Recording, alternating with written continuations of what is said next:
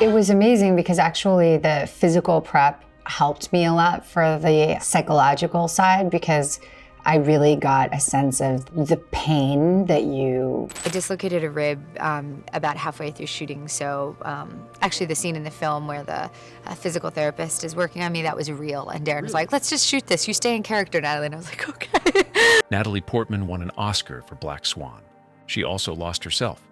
For 5 months, she trained until her body broke. She starved until her mind fractured. She danced until she couldn't tell where Nina Sayers ended and Natalie Portman began. This isn't a story about acting. It's a story about possession, about what happens when you don't just play a character losing their mind. You actually lose it. About the moment when method acting stops being a technique and becomes a psychological emergency. And what she discovered in that darkness changed her forever.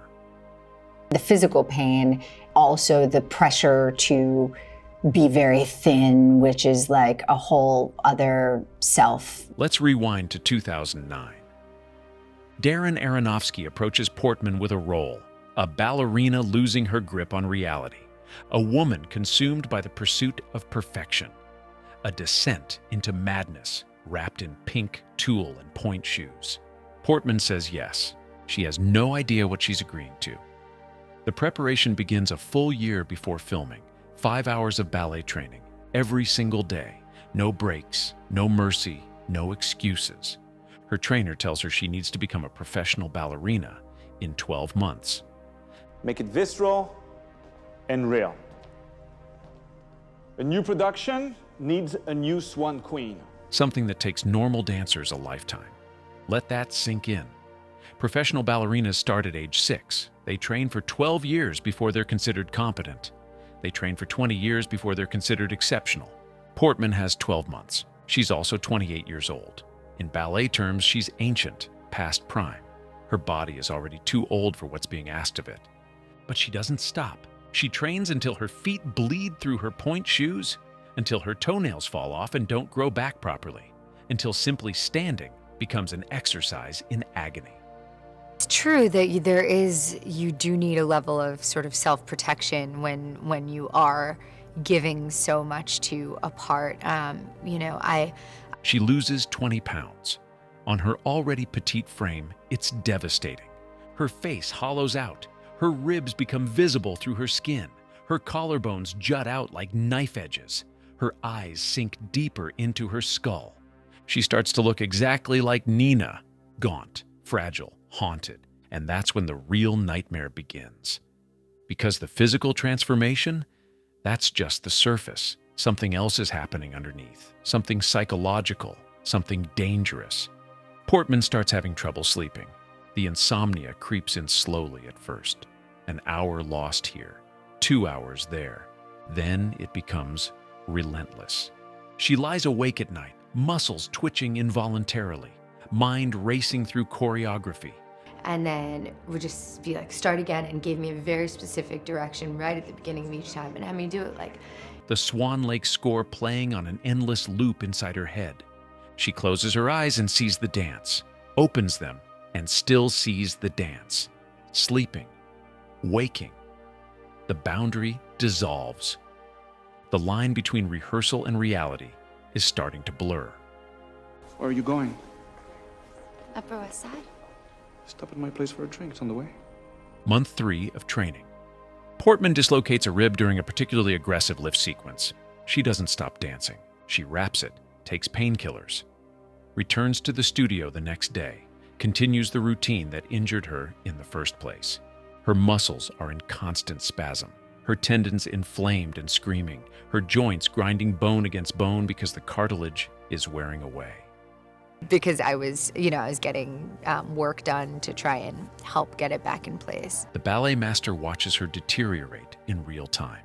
He tells her to rest, to take a week off, to let her body recover. She refuses, because here's what's happening inside Portman's mind. She isn't playing Nina anymore. She's becoming her.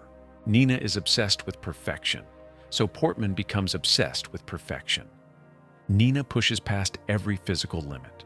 So Portman pushes past every physical limit. Nina can't stop even when her body is failing. So Portman can't stop even when her body is failing. camera on me and just kept it rolling, and then would just be like, start again, and gave me a very specific direction right at the beginning of each time and had me do it like. The character is bleeding into reality, or reality is bleeding into the character. Nobody can tell anymore, including Portman herself. On set, the crew watches her transformation with growing concern. She's bruised everywhere, black and blue and purple from colliding with other dancers, with props, with the floor during repeated takes. She's moving like someone possessed. Not acting possessed, actually possessed. There's a wildness in her eyes between takes, a disconnection, like she's physically present but mentally somewhere else entirely. Aronofsky films her in this state, raw, broken, real. I'm, really lucky to work with such talented people, and then they're going to have ideas that are going to be awesome. The camera captures something genuine, a woman genuinely fracturing under impossible pressure. Between takes, Portman sits alone in corners, silent, staring at nothing. Cast members try to talk to her, try to check if she's okay. She barely responds, monosyllabic answers, distant eyes. She's somewhere else, somewhere dark, somewhere most people never have to go. And she's going deeper every single day. I really felt lucky on this one to have Darren, who I just has so much faith in that I could really sort of submit to him and know that he... Let's talk about what happens to the human brain when you starve your body and exhaust your mind for months on end. You start to hallucinate, not drug-induced hallucinations, not artistic exaggeration, starvation hallucinations, sleep deprivation hallucinations. The kind that occur when your brain is literally malfunctioning from lack of resources. Portman describes moments during filming where she genuinely couldn't distinguish the movie from reality. She'd finish a scene and forget it was a scene. The paranoia that Nina feels, it starts showing up in Portman's actual life. She starts feeling watched, judged, like everyone around her is waiting for her to fail, hoping for it. These aren't acting choices anymore. This is her actual mental state leaking through. There's a reason method acting is controversial. This is it, this exact thing. Yeah, well, that was really part of the challenge, because when you're dancing and you're focusing, when you're not a professional. The mirror scenes in Black Swan, the ones where Nina looks at her reflection and sees her dark double staring back. Portman is actually experiencing something close to that, a splitting of self, a fragmentation of identity. She looks in mirrors during breaks and doesn't fully recognize the woman staring back.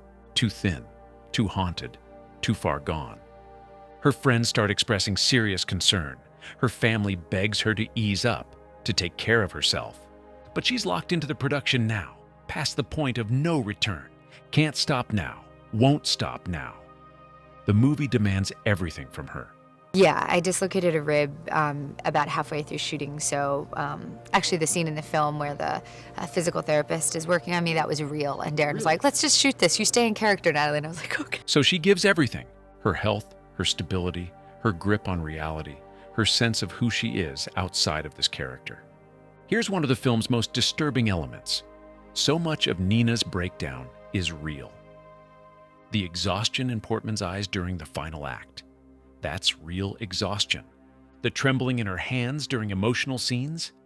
Real trembling from physical depletion. The hollow 1,000-yard stare of someone pushed beyond their breaking point. Real dissociation.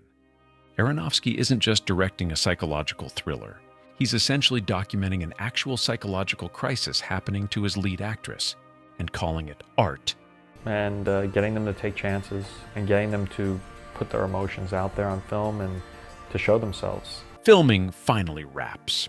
Portman has given the performance of her career. She's also given pieces of herself she'll never get back. The movie premieres at Venice Film Festival in September 2010. The audience sits in complete silence as the credits roll, stunned, shaken. When the lights come up, the applause is thunderous. Critics immediately call it transcendent, a masterpiece, career-defining. No! Natalie! No! They're not wrong. What Portman accomplished on screen is genuinely extraordinary. A performance so raw and visceral, it's almost uncomfortable to watch. But here's the question. Nobody in that theater is asking, should she have had to do this to achieve it? Should any performer have to genuinely damage themselves to create art? Award season begins. Portman wins everything. Golden Globe, SAG Award, BAFTA, Critics' Choice. She sweeps every category she's nominated in. Then comes Oscar night. February 27, 2011, she walks onto the Kodak Theater stage, takes the golden statue from Kirk Douglas. She's visibly pregnant, 7 months along, a symbol of life and creation after all that death-adjacent darkness. Her acceptance speech is gracious, emotional, thankful. But watch her eyes during that speech. Really watch them. There's something haunted there, something that knows, something that remembers, something that understands exactly what she paid for that 5-pound golden statue. I am so grateful to get to do the job that I do. I love it so much. I want to thank my parents, who are right there, first and foremost, for... After the Oscars, Portman largely disappears from the public eye for an extended period.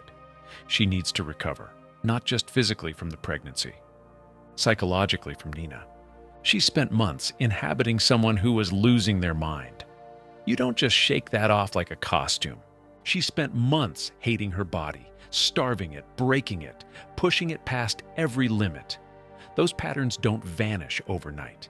Those neural pathways don't just close. She spent months blurring the line between self and character until the boundary effectively ceased to exist. Now she has to rebuild that boundary, brick by brick. She has to remember who Natalie Portman is. But who is she without Nina? You know, it was really helpful that I got to spend a year with my trainer, the physical trainer, who is a former New York City ballet dancer. Years later, Portman talks about Black Swan in interviews. She's diplomatic, professional, carefully curated in what she reveals. But occasionally, something slips through the cracks. She admits she'll never do something like that again, never push herself that far. She admits it fundamentally changed her relationship with acting, with her body, with herself. She admits it was too much. She doesn't say it with drama. She says it quietly, matter-of-factly, like someone stating a simple truth they've learned the hard way.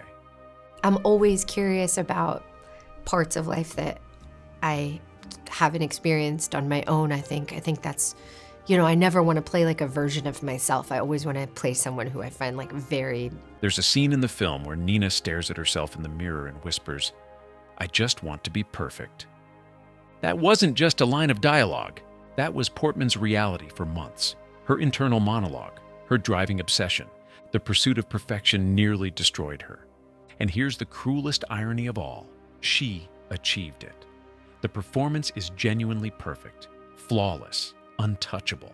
But perfection required her to break herself into pieces first. Let's zoom out for a moment. I just work hard with actors, telling them that I'm there to protect them and let them explore and to really go for something. So in general, that's what actors want to do. Black Swan earned $329 million worldwide on a $13 million budget. It launched 1,000 think pieces and academic papers. It's now considered a modern classic of psychological cinema. Natalie Portman's career reached new heights. She became one of the most respected actresses of her generation. The movie was a triumph on every conceivable level, but Portman paid for it with her body, her mind, her sense of self. The industry celebrated her sacrifice with awards and accolades, then immediately asked, "What's next? What can you do for us now?" I feel so proud that we were able to make this film possible because I feel so excited that people are responding to it so much, but when we tried to get it financed, no one wanted to give us money. This is the machine, the Hollywood machine, the art machine. It consumes performers, extracts everything they have, applauds the wreckage, then moves on to the next sacrifice. Portman was lucky. She survived. She recovered. She found herself again, but she lost months of her life to a character who literally represented self-destruction. And those months, she can never get them back. The question remains, at what cost? There's a moment near the end of Black Swan that haunts me. Nina has just performed the most important dance of her life, the performance that will define her career. She's lying backstage, bleeding, possibly dying, and she whispers with a smile, "I felt it. Perfect. I was perfect." It was perfect.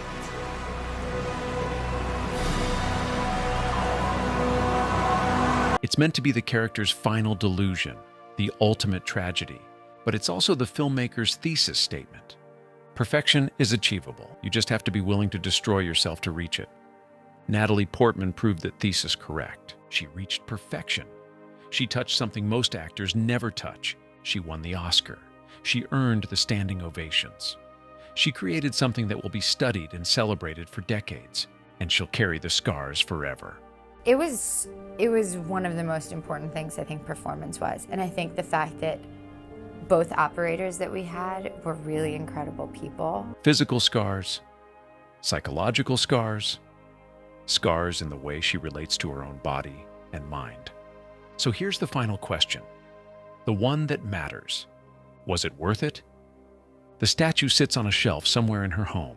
The performance lives forever on film, but so does the memory of what it took to create it.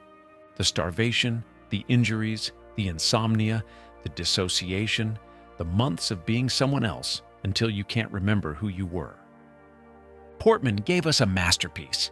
She gave us a window into genuine psychological breakdown. She gave us perfection, and perfection took everything. The cameras stopped rolling in 2010, but for Natalie Portman, Nina Sayers never fully left.